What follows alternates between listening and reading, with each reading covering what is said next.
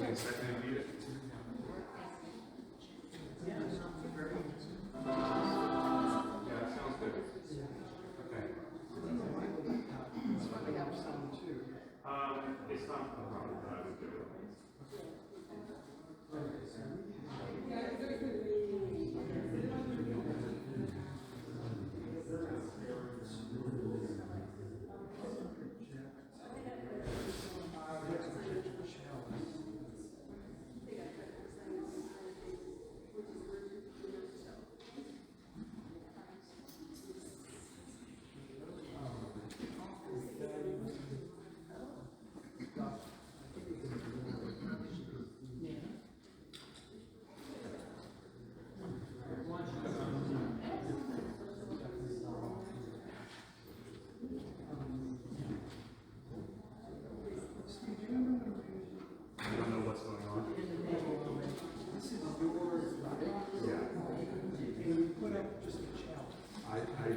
I would have called it chalice, so I don't know. I don't remember putting that in my Dropbox. I remember putting that in like a PowerPoint. Yeah, it's in a PowerPoint thing. It's in like Google Slides.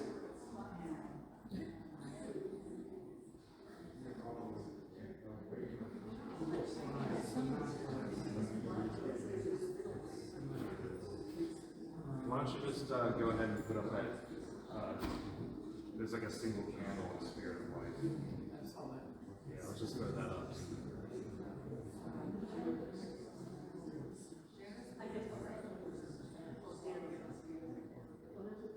There it is, Spirit of Life. On the right side, no, yep, there. Let's go full screen on that.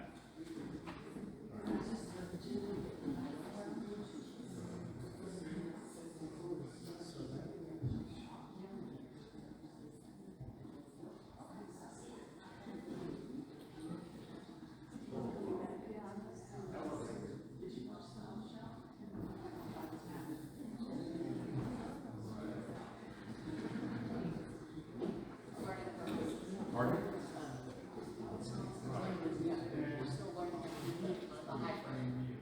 Oh, you know, I saw the Zoom?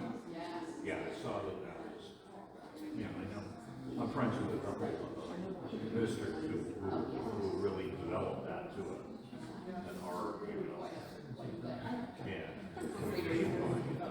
My brother is a musician who plays one of the weekly gigs he has. It's his church on Sunday. And he would have a couple people and they would play with the cameras and then it went out to apparently hundreds of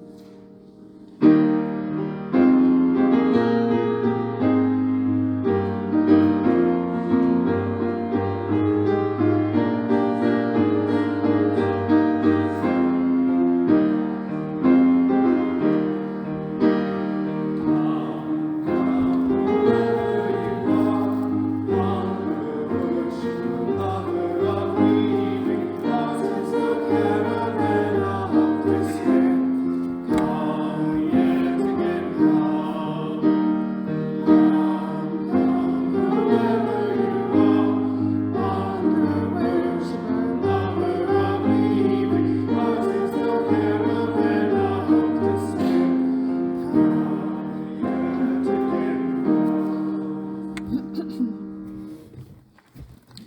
Let us enter into worship with the words of Kathleen McTeague.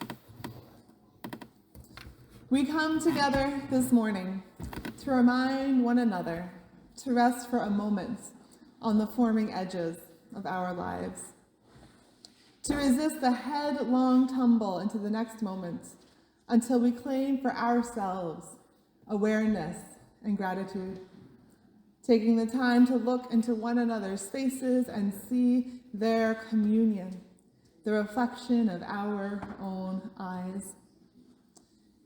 This is a house of laughter and silence, memory and hope, and is hallowed by our presence together. Come, let us worship together. I invite you to rise in body or in spirit to join our voices in our opening hymn, number 57, All Beautiful, the March of Days.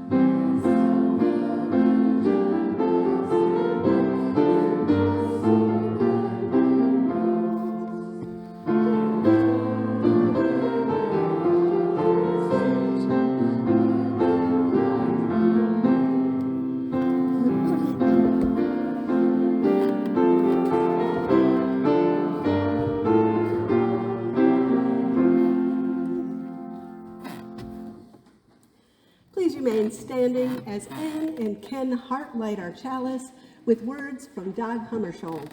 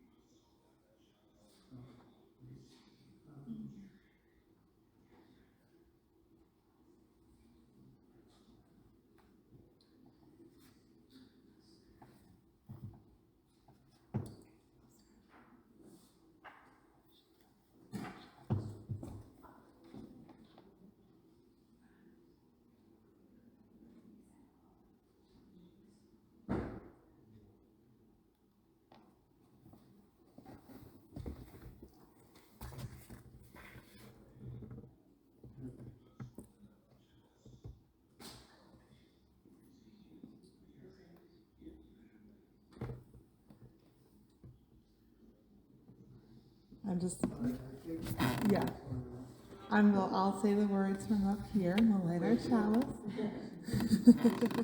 No, we're good.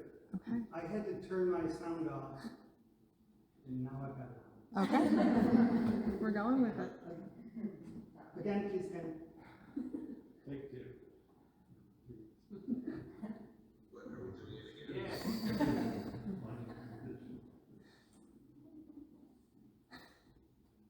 Each morning, we must hold out the chalice of our being to receive, to carry, and give back.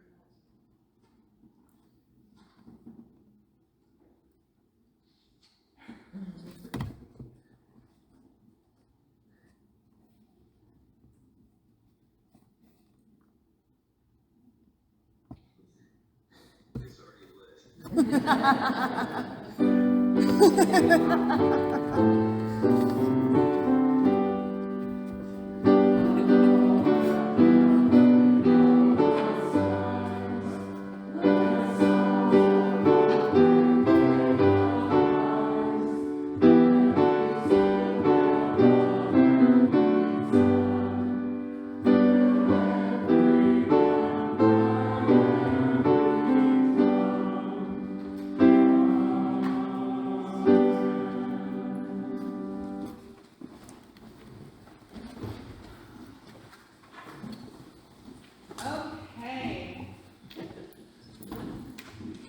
It is now time for our story for all ages. I'm going to get this microphone set up a bit.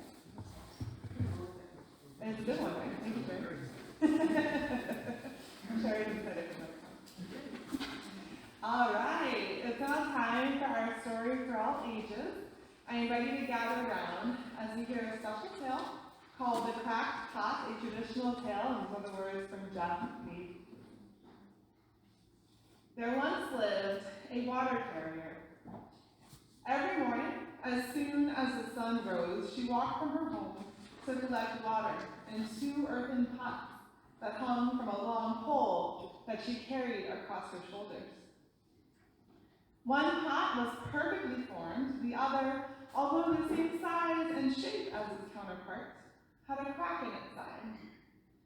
So, whenever they returned to the water carrier's house, it was only ever half full. For years, the water carrier repeated her journey to and from her house collecting water from the river. As the years passed by, the cracked pot created a story in its head about its level of worthiness and inability to perform the job for which it had been created. Eventually, the pain and shame that it felt about its own perceived imperfections became too much for it to bear. So, one day, as the water carrier knelt beside the river and began her usual task of filling the pots with water, the cracked pot found its voice and said, "I am so sorry. For years, I have watched you fill me with water, and I can only imagine what a fruitless task it must be for you. As whenever we return home, I am only ever half full. While in comparison, the other pot is perfect. Rarely does it lose a drop of water on our long walk back to home, but me, I am far from perfect. This crack in my side, not only does it cause me so much hurt and shame, but it must also cause you to want to get rid of me. Surely, I am only making this long, arduous job that you do each day that much more difficult. I can understand if you are thinking of getting rid of me and replacing me with another perfectly formed pot." The water carrier listened to these words with both care and compassion. The cracked pot's story of unworthiness and shame was not one she recognized, for that was not what she thought of the pot. She knew about the crack, but did not see it as an imperfection or as something that made it less worthy than the other pot that hung from her shoulder. Gently, she turned to the pot and said, "On our return walk home, I want you to look up and to the side of you.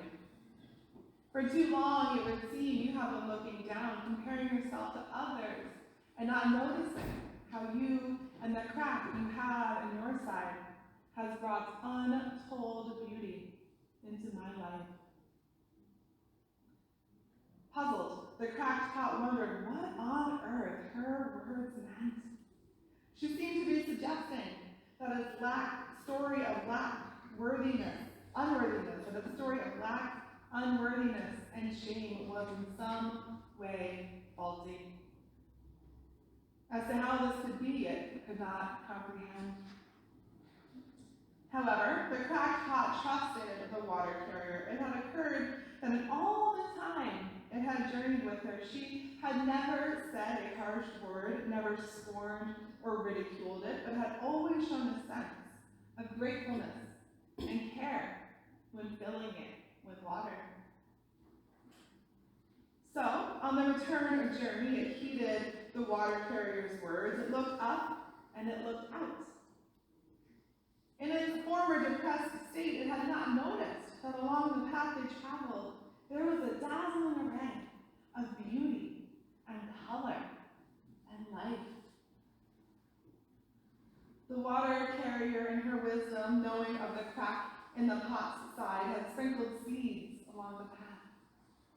These seeds were duly watered every day as a result of the crack in the pot's side, and the path that had once been barren and devoid of life was now resplendent with an array of beautiful wildflowers. Now the cracked pot understood. Now the cracked pot began to see itself in a new light. Now it understood that indeed it had been telling itself a faulty story.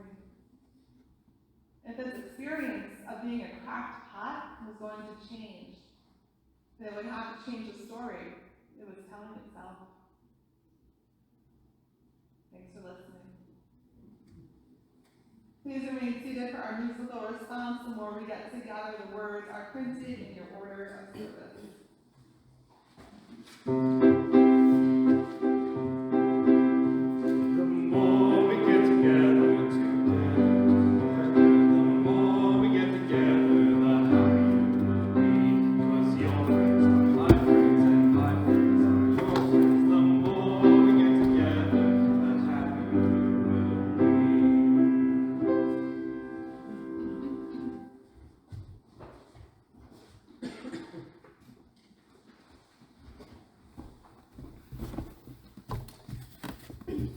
Please remain seated for our prayer hymn, number 194 in the gray hymnal, Faith is a Forest.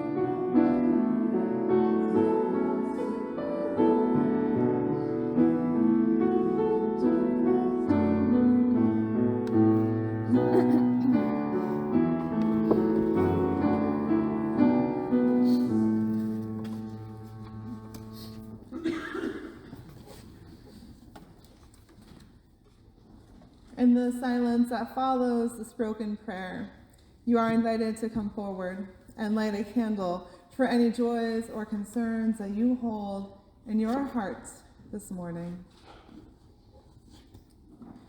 Spirit of love and life, source of all that is, may we awaken in the orange-blue morning, meeting each new day as a blank canvas, an opportunity to begin anew.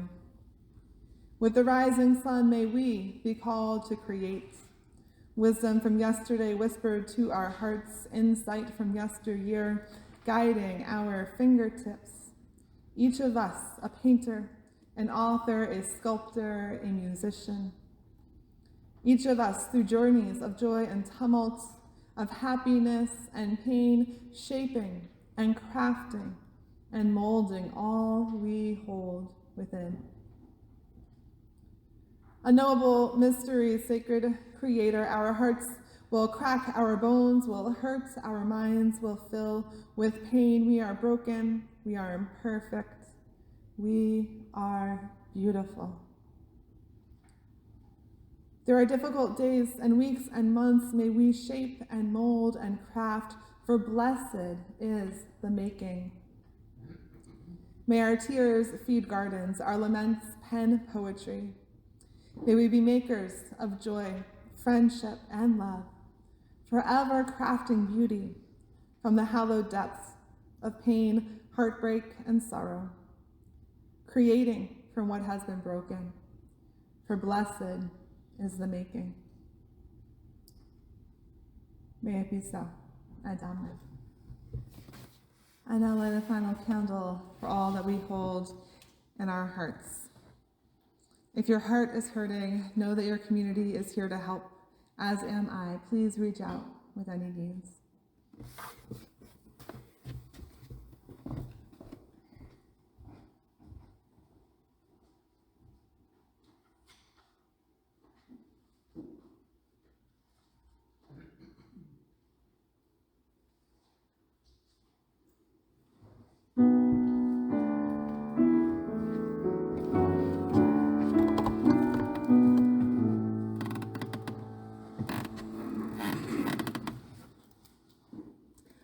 Arthur Foote II reminds us, freely have we received of gifts that minister to our needs of body and spirit. Gladly we bring to our church and its wide concerns a portion of this bounty. The offering will be received with grateful appreciation.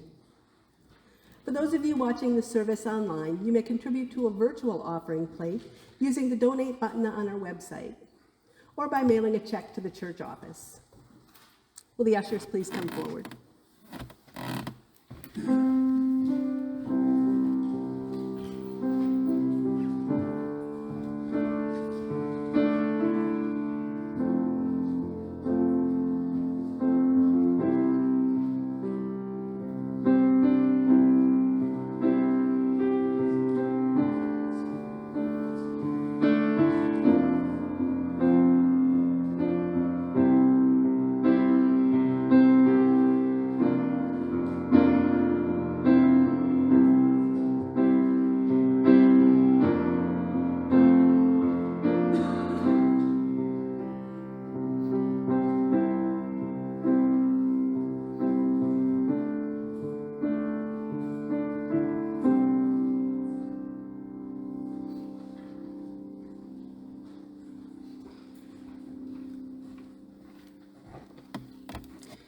For all that you give and all that you do for our church and its wider concerns, we give thanks.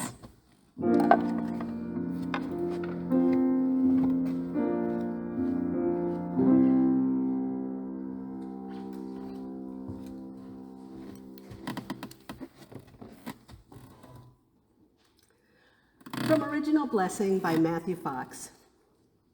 Art as meditation reminds people, so that they will never forget, that the most beautiful thing a potter produces is the potter.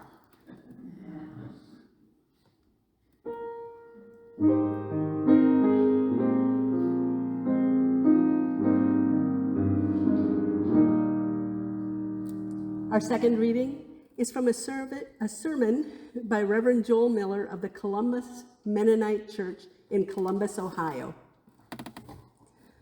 I am reminded of Paul's words in the letter to the church in Ephesus. The beginning of chapter 2, verse 10 is translated in many different ways. For we are what God has made us.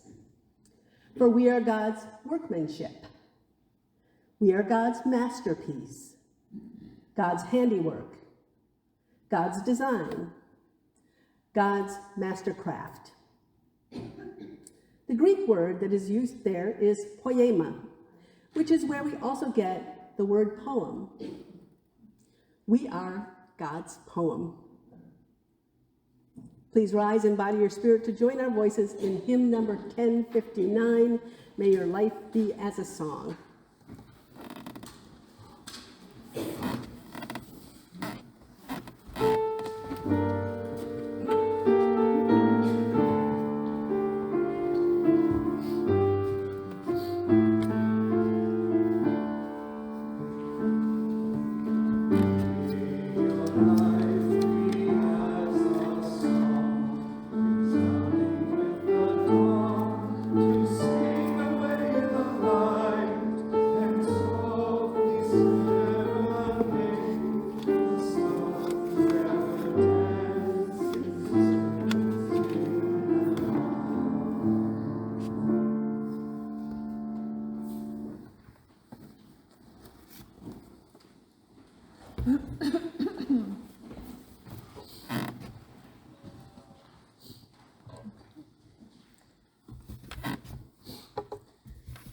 In my early years, I spent cherished time in woodworking shops, large rooms filled with table saws, belt sanders, collections of chisels, sandpaper, and clamps covering workbenches, the aromatic scent of wood finish filling the air as the floor gathered a layer of dust and the thin curls of chiseled wood. I grew up around artists and artwork, my mom a celebrated woodworker. I saw the finished pieces, yes, intricate gilded frames crafted to enclose colorful paintings and charcoal sketches, or artfully crafted coffee tables with curved, textured, painted legs and mahogany tops.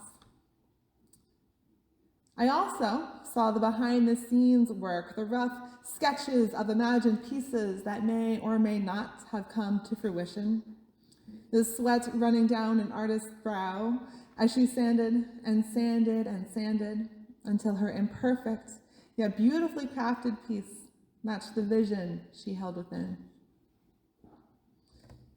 As I grew older, I found this synonymous in a way with life.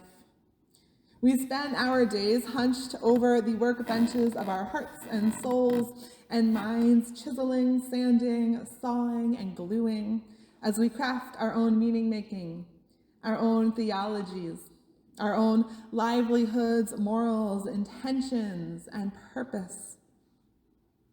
Each new day, crafting who we are. It takes intention and mistakes and rough sketches and unused wood that is tossed to the wayside.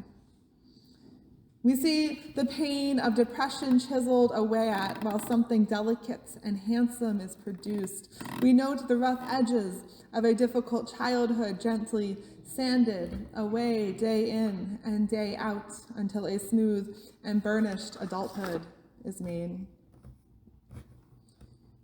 We need not go far to observe the abundance of art offered to us. Intricate architecture peppering city streets, colorful paintings of still life lining the walls of museums, novels narrating war or poverty or the ailments of young love, music echoing the laments of joys and heartbreaks. Sometimes we find that one piece that leaves a lasting imprint on our hearts and souls.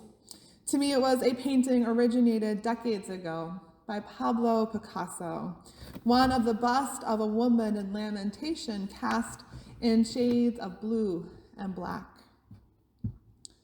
I know not what the painting was called nor where I saw it, but it will remain with me in my heart for the rest of my days.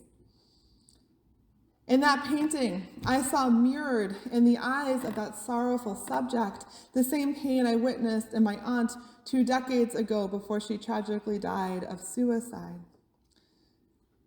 I later learned that this painting came from a period in Picasso's life that was influenced after the suicide of his own close friend.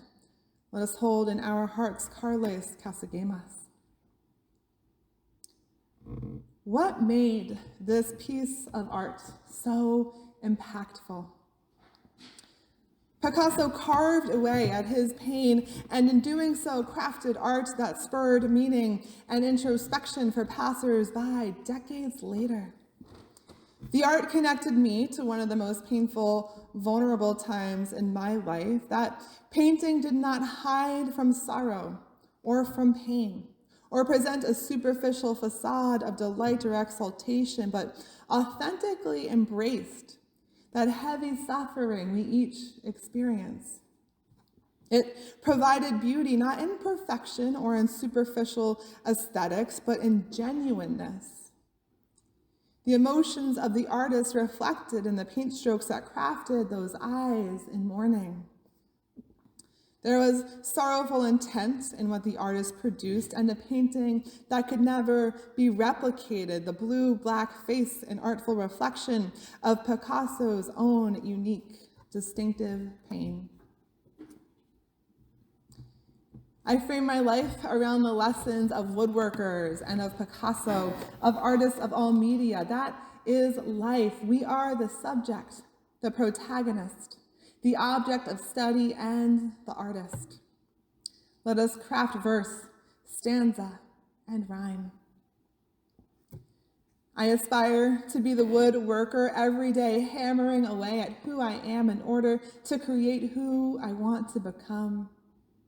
Each day I work to sand away some creeping insecurities, to carve renewed happiness from tarnished wood akin to crippling anxieties.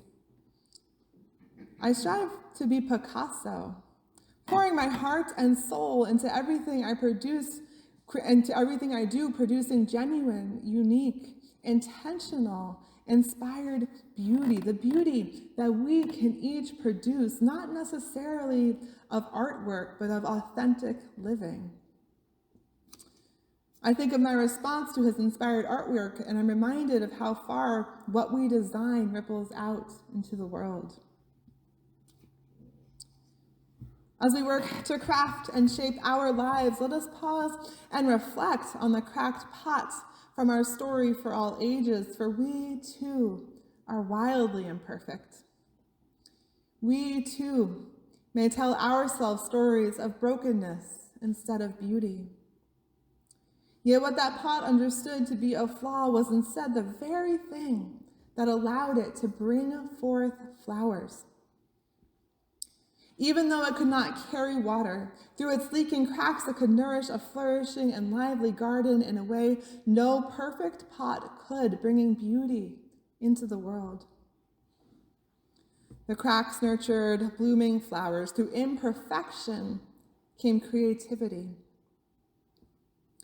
Think of the piercing eyes in Picasso's sorrowful painting, brokenness born of mourning, now held eternal in art. Think of a tarnished relationship inspiring poetry, or a bout of depression turning a journal into a private memoir. This leads me to reflect on the words of actor Matthew Fox. Art as meditation reminds people so that they will never forget that the most beautiful thing a potter produces is the potter. In healing, Picasso's true accomplishment was not this blue lady, but the man he became as he crafted her and healed from his own grief. The woodworker's final product is not her coffee table, but the beauty and inspiration she stokes within while working on her craft. Each of our days is strung as a strung together thread of creations, both significant and insignificant, both internal and external. Let us find ourselves in the act of making, crafting meals, board reports, or murmured prayers. These become art when we attach meaning to them, and they become life-changing when met with intention.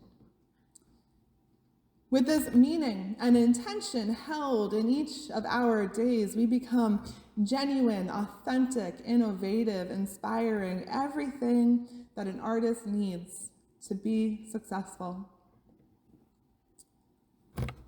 I invite you to think for a moment of your favorite novel or memoir or TV series or movie.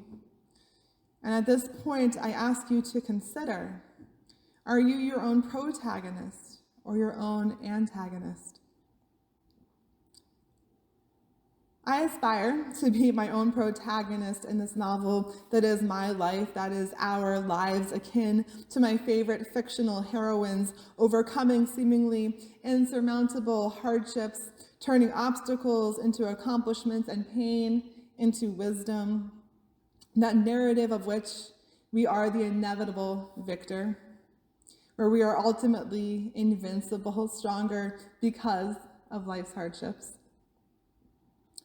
To be the antagonist, conversely, is to block our own stories, to fight against that which we are offered, derailing opportunities and choosing easy yet detrimental hardship instead of difficult yet life-giving growth.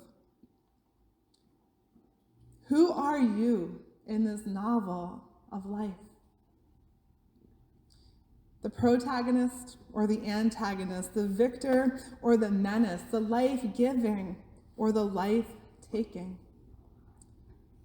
Let us write our own narrative, shape our own lives, taking up the pen of determination, the pencil of authenticity, the paintbrush of intention, the chisel of uniqueness. Picasso and coffee tables, cracked pots and brave heroines. I put these musings into practice in my mid-20s. For me, that was a tender and vulnerable decade of crafting, constructing, and designing. My theology shifted as I let go of decades of atheism to craft a budding understanding and a loving God. I shaped my vocation by leaving behind my education in healthcare to instead study anthropology and subsequently enter seminary and begin a life dedicated to ministry. Just as I watched my mother do in those wood shops of my childhood, I was sanding, chiseling, gluing, and sawing away at the life I had known to form the life I held true within me. And yet I had not done so with the finesse of Picasso. Ministry was so new to me that I lacked the ability to be fully genuine, to bring my vulnerabilities into my craft, to let go of that need to impress and present a learned facade. And in my journey, I faced one of the biggest hurdles on the pathway to Unitarian Universalist mystery, receiving preliminary fellowship. Part of this process included writing and presenting a sermon to a panel. So I gathered up that insecurity and that facade and that need to impress and wrote an inauthentic, stiff, overly intellectual sermon which I presented as a representation of the person I thought I should be. I preached this sermon to colleagues and received some of the most negative feedback I had been offered to date. Through tears, angst, and tremors of anxiety, I tried again that behind-the-scenes work I saw at the wood shops of my childhood. This time, I allowed my true self to flow through that pen. I worked to bring myself to the art instead of simply producing what I thought was wanted. I crafted a tender and vulnerable sermon of love, loss, family, and the ancestors, of my own theology and meaning-making. Through the art of storytelling, I crafted something genuine, authentic, relatable, and beautiful, producing those eyes that stared back at me. From Picasso's painting of the Blue Lady. I received preliminary fellowship, and I remind myself of that painful lesson as I aim to minister authentically in each of my days. While reflecting on these rather tumultuous days, I am reminded of the words of renowned artist Vincent van Gogh. Normality is a paved road. It's comfortable to walk, but no flowers grow on it.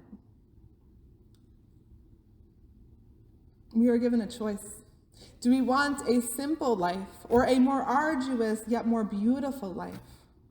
Do we want to be passers-by on this great blue dot called Earth, or do we want to be composers? If we become complacent, life becomes mundane. We lose so much if we give up our goal of crafting meaning or beauty or life-giving faith, that which we have been reflecting upon all month. We become unfulfilled, a blank canvas, a discarded piece of wood. Life is an invitation to design, to deeply engage with and interact with all that is around us, even if, like the act of true love, it ultimately leads to grief and pain. It is uncomfortable, but flowers grow. We are God's poem, reflected Reverend Joel Miller, reflecting on a linguistic interpretation of Paul's words in the New Testament. What does it mean to be God's poem through the lens of Unitarian Universalism and of creativity? Our lives are the stanza, verse and rhyme of all things sacred and eternal. We are the beautifully imperfect prose of all that is, was, and ever will be, birthed of waterfalls and desert winds. This is reflected in our laughter, our tears, our heartaches, our brokenness, wildly imperfect and as such beautiful. Deep pain and profound joy side by side. We are art, strong and proud as the towering, intricate architecture found scattered along city streets, unassumingly complex and thus handsome as gilded frame carved from wood, from hard brown wood. So let us traverse those uneven, unsteady gravel roads lined with flowers, as Van Gogh suggests, this path of what I imagine to be filled with tulips and rhododendrons and lavender, and uneven gravel and potholes, simultaneously beautiful, precarious, and filled with promise. Let us craft, construct, and build. No piece of wood left unchiseled, no canvas left unpainted. We are the art, and we are the artists. May it be so, and amen. Please rise in body or in spirit to join our voices in hymn number 1020, Wo Ya Ya, in the Teal hymnal.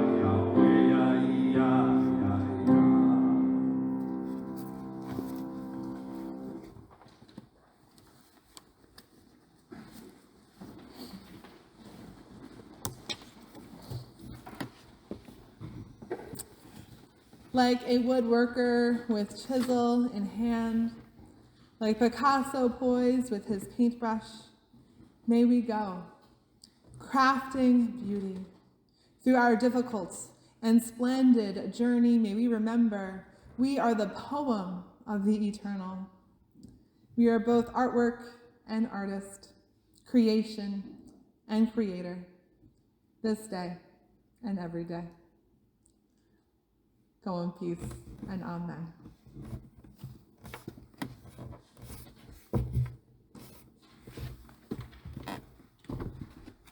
All right, I'm going to explain what I'm about to play because it's going to sound weird otherwise. I'm so sorry. That sermon was basically a challenge. I can't play something from a paved path, so I sat down here and I scribbled out some chords and I scribbled out some lyrics. And you know, music isn't always self-expression, sometimes an expression of who you're with and what you're listening to. So there's a little bit of Picasso in here and maybe a little bit of, I've been reading the haiku of Basho, so that might be in here too. I don't know if any of it works, I haven't heard it yet. So, but when I make music, sometimes I just come up with an idea and I feel like the lyrics to this might be good, I don't know. I think I know what the chords are. I may crumple it up and never play it again. I might finish it and make a song out of it, but I'm just gonna try it. And I hope it works. But let's see, I kind of played with the chords during the offertory, so let's see. No, that's not it. It's like this. Yeah.